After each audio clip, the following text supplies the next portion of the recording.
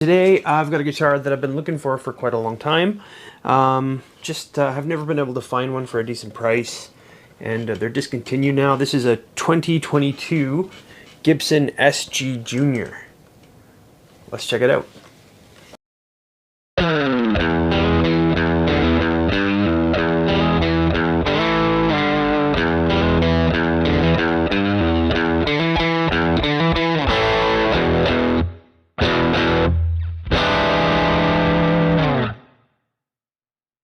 So I found this guitar listed online, and it was posted for a price that I couldn't really ignore. It was quite a far away from me, but I ended up driving 4 hours to get this guitar.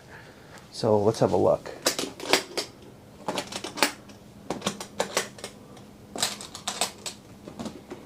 Alright, yeah, it's got a really nice case. This is one of the Made in Canada Gibson cases from TKL, I believe. But yeah, it's in really great shape. It's like near mint. And yeah, just a pretty cool looking guitar. So these were originally released in 1961. And these were kind of a midway model between a Melody Maker and a Special in terms of price. And these were kind of student guitars. But of course, everybody loves Les Paul Juniors. Over the years, they got really, really popular. And it's the same with these things. So this is basically very similar to like a Les Paul Junior, one dog ear P90 pickup, but it's an SG body shape. And they've released these over the years, about every decade or so. They do like a limited run. And this is a 2019, so it's its latest run of these. Currently, this guitar is not available on Gibson websites new, so it's been discontinued. And actually, I just checked on the website, there's no versions of the SG Junior right now that are available in Gibson USA or Custom Shop. The only thing available is the new Youngblood Epiphone SG Special.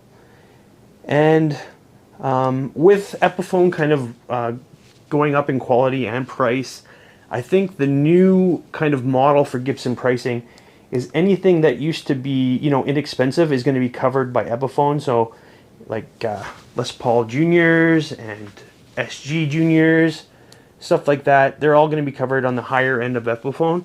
And then probably, I would say, the Custom Shop. So I think that these guitars will no longer be offered by Gibson USA unless something really changes in the next couple of years. Because it seems like Gibson USA is kind of hitting that, medium, high range stuff. And then the really high-end stuff is going to be Custom Shop. And then the lower-end stuff is going to be Epiphone.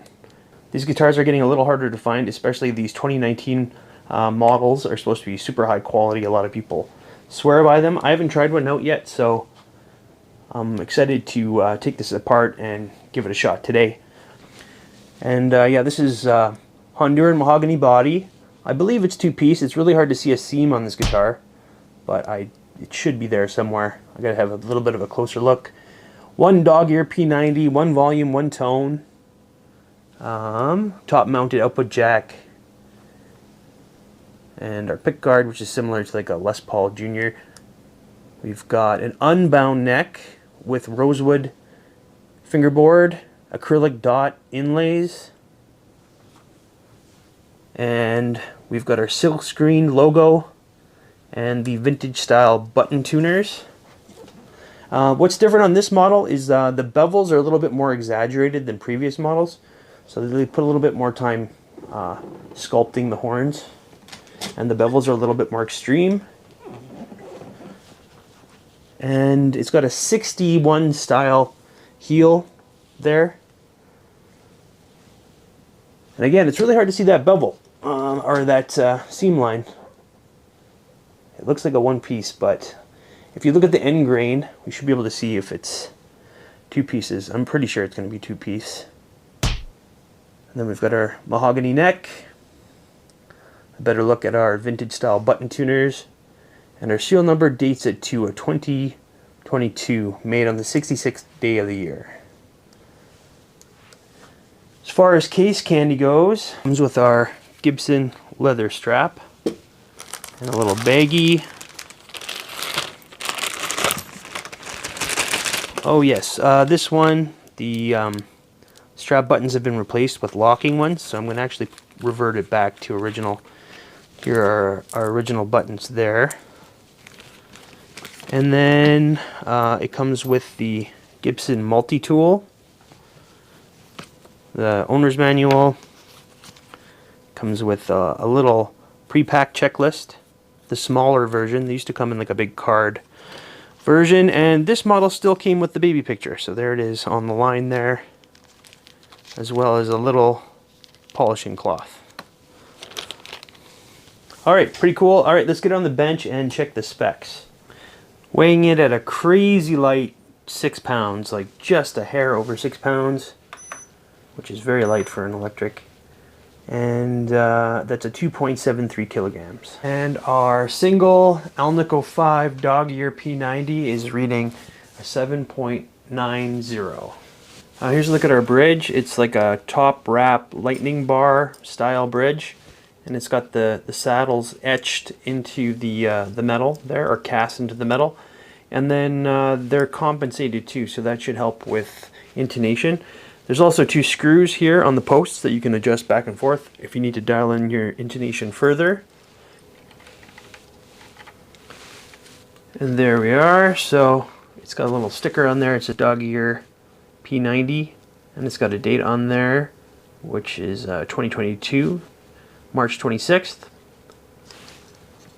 And this is basically just a normal P90 with a different cover. Let's see if I can get the cover off here. There we are. This is an Alnico 5 magnet. They make different kind of ones. They make Alnico 3 ones, and then they make ones that are higher ohm readings. This one's about an 8. And here's a look at our route. Super clean route. No fuzzies or anything in there. And it says SG Junior in there, factory rating, and VE. And it's just a P90 route. If you wanted to put a humbucker in there, you'd have to make some alterations. But it looks nice and clean. Another thing to remember about these dog ear pickups is they have a set height. So basically, if you want to raise this up at all for any reason, let's say you like your action a little bit higher, but that means that the strings are going to be a little farther away from the pickup, you need to get like a spacer or something like that. You can buy those online. I've also seen like foam be put underneath with a little bit longer screw, so you can kind of adjust the height just by the tension on the foam. But this pickup for me is right where it needs to be. And here's what it looks like with the pick guard off. So you can see it's got that long neck tenon, which is hidden by the pick guard on these models. And you can see there that there's our maple cap for our truss rod, and then the other long part of the neck there. And there's a little bit of a gap, which is standard on long neck tenon joins there. And then you can see where the finish has kind of reacted with sunlight a little bit. So this is the original color of the guitar, and then the UV over the years, well, 2 years, has darkened the finish a little bit. So you can see that even 2 years makes a little bit of a difference when it comes to finish. And you could leave it with the pick guard off, but it would look pretty strange. So let's leave it on. And just a quick look at the condition on the top. This guitar is basically mint. I can't find any scratches or dings except for one tiny little spot. And all the parts are original. Let's have a look at that fingerboard. Again, this is a non-bound fingerboard, which is just the design of this model. And it's got a really nice rosewood fingerboard on there. One thing I noticed is that, so the frets are immaculate. There's no marks or anything else like that, and they're nice and polished, and there's no tooling marks that I can see. But one thing I noticed is that the fingerboard is really nicely rounded, like very nicely rounded. So it's very comfortable to play. It has that really like worn in feeling. And then our Graphtec nut and our unused truss rod. There's no thread showing, and there's actually still finish on the truss rod. That's how you can tell that it's never been used, if there's still finish on there. And the one spot on this guitar that came from factory, according to the previous owner, was just this tiny little lacquer chip near the nut here. And you can feel it, but I mean, it's pretty minimal. And there's no fret sprout at all on this guitar, and I checked the frets with the fret rocker and they're all perfectly level. This guitar is the standard 24.75 inch scale length, 12 inch radius, and the neck joint is at the 22nd fret. And here's a look at our control cavity, and it's pretty basic. You've got your one pickup wired in there, Gibson pots. It's got an orange drop capacitor, and it's hand wired. Sometimes these have PCB systems, but not this year. This is hand wiring. The route looks nice and clean. There is room in the route for more controls, so I don't know if you wanted to put some more things in there. There is a couple room for a couple more pots or switches, or you could modify this a little bit without having to do any routes. And there are some writing in there, probably just factory. It says Junior, and then something else I can't really read over there. But yeah, nice clean route. Width at the nut is a 1.72 or a 43.74 millimeters, and then at the 12th fret that goes up to a 2.10 inches or a 53.54 millimeters. Neck depth at the 1st fret is a 0.83 inches or a 21.15 millimeters, and at the 12th fret that is a 0.91 inches or a 23.30 millimeters. Here's a look at our neck profile. So this is considered a slim taper D, that's in the specs. You can see it's pretty similar to a C, just maybe a little bit flatter. It's not quite as rounded on the top. And the neck doesn't feel very big. It's not super chunky. It definitely feels like a slim taper. And this guitar came to me really well set up. I barely had to do anything. So using our notched straight edge, you can see that there's very little space between the notched straight edge and the fingerboard. So that tells me that the truss rod is set nice and tight. And then here in the 3rd fret area, you can see that when I use the 3rd fret that the string is almost resting on that 1st fret. So that tells me that the truss rod is set nice and tightly and the nut is cut well. So we've got good action in that area. And then in the 12th fret, you can see that at the low E 12th fret, it's sitting at between a 0.75 and a 1 millimeter. And at the high E, it's the same thing, or a little bit lower, slightly below 0.75 and 1 millimeter. And that is very low action, but that is about as low as you can set the action. The bridge is pretty much all the way down, so you can't really get much lower than that. I'm not sure why you'd want to, but that's pretty much the max. And I'm just going to run up and down the fingerboard to make sure there's no buzzing or fretting out anywhere. I like to speed up this part, but if you want to hear it in real time, just slow down your player to 25%.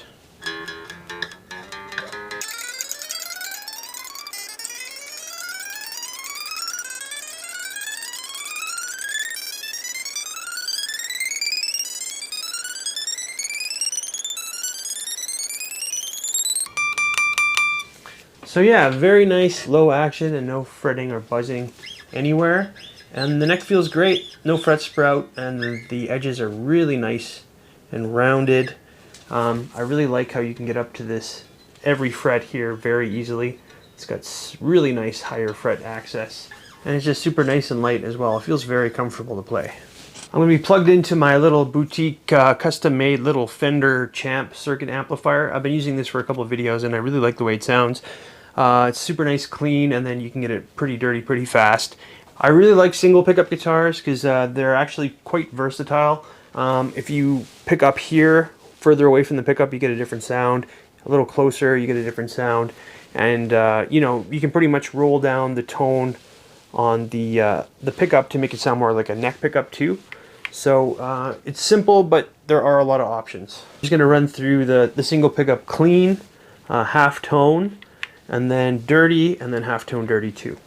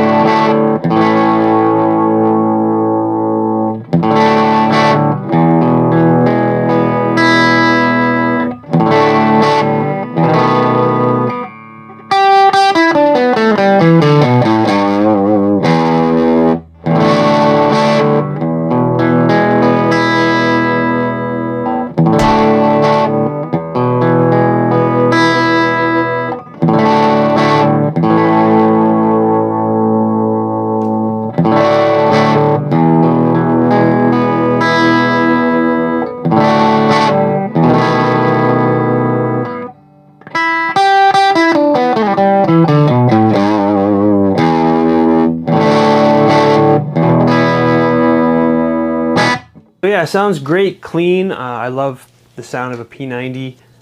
It's really got that nice mid-range growl, and you can really clean that up a little bit with the tone knob as well. So depending on where you're hitting and where your tone's at, you can get a lot of different sounds out of these things. And yeah, it sounds really good. I'm going to go ahead and just try it with a little bit of distortion now.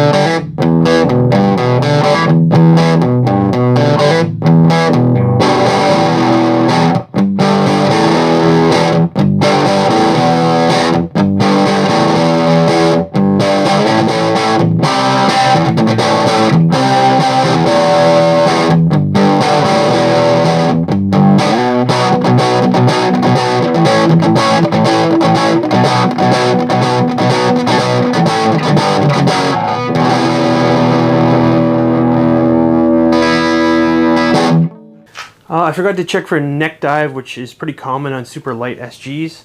And this one, it wants to go down a little bit, but it stays pretty well where it should be. But if you're moving around a little bit, it tends to like creep its way down. So it is neck divey, but it's not bad. So final thoughts on the 2022 Gibson SG Junior. I've never tried one of these before, and it was worth the wait because this is a really great guitar. Crazy light, 6 pounds. It feels like nothing. And I really like the neck profile. The D, it's just a little bit flatter. I don't know, it just seems quite comfortable. And the pickup sounds amazing, like clean or dirty. I really love Gibson's P90 pickups. And this one just has a perfect amount of grit and growl in that mid-range. And you can really get a lot of use out of it using the tone knob and just the position where you're picking. I really like the upper fret access. It's super easy to get all the way up here. And again, it just feels so nice and light and very comfortable to play. Stays in tune great. The intonation was bang on when I checked it.